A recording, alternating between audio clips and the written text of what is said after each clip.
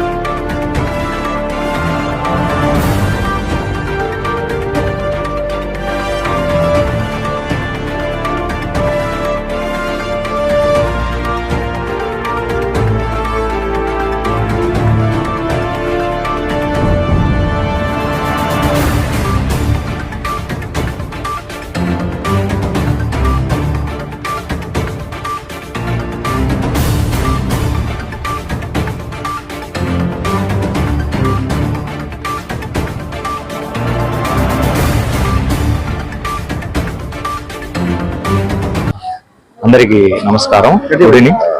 ముఖ్య విషయం ఏంటంటే ఈవినింగ్ సాయంత్రం 5 గంటలకు జేసీ గారికి ఫలానా చోట ఫలానా డోర్ నెంబర్లో 300 బస్తాలు ఉన్నాయని జేసీ గారికి ఇన్ఫార్మ్ చేశారండి. విత్ లొకేషన్ తో సహా పంపించారు. మేము జేసీ మేడం గారు డిఎస్ఓ గారు చెప్పిన మేరకు మేము ఎంక్వైరీ చేసి ఫలానా ఏరియాలో ఉన్నాయని వచ్చి మేము వెరిఫై చేసేటప్పుడు ఆ ఇంటికి బీగం వేసి ఉన్నారు. అది మన మిల్లారై సాయి ప్రసాద్ గారు అక్కడికి వచ్చి చెక్ చేసుకున్నారు. సార్ ఇక్కడ వచ్చాను సార్, ఫలానా వాళ్ళ బీగం వేసి ఉన్నారు సార్, ఏమీ తెలియలేదు సార్, ఫలానా వాళ్ళు ఈ విషయం కనుక్కునేదానికి ఈ పక్కన ఆ పక్కన కనుక్కొని వాళ్ళ మొబైల్ నెంబర్ తీసుకోమని మేము చెప్పాను సాయి ప్రసాద్ గారు. ఈయన మొహమాటానికి ఎందుకు భయపడినాడో తెలియదు కానీ కొద్ది భయంతో కనుక్కోవడానికి ఇన్ఫర్మేషన్ కనుక్కోవడానికి వెళ్ళారు. అట్లా విఆర్ఓ వెళ్ళాడు, ఇట్లా సాయి ప్రసాద్ వెళ్ళారు. కానీ ఇంతలోగా మన వాళ్ళు తప్పుదావు పట్టించారు. ఎందుకు 300 బస్తాలు ఉంటే తప్పించుకొని తిరుగుతాను మిల్లారని అట్లా ప్రచారం చేశారు. అదైతే అవాస్తవం అండి. మేము ఖచ్చితంగా ఆ పక్క ఒకరిని ఈ పక్క ఒకరిని విఆర్ఓని మోటేసి పెట్టున్నాము.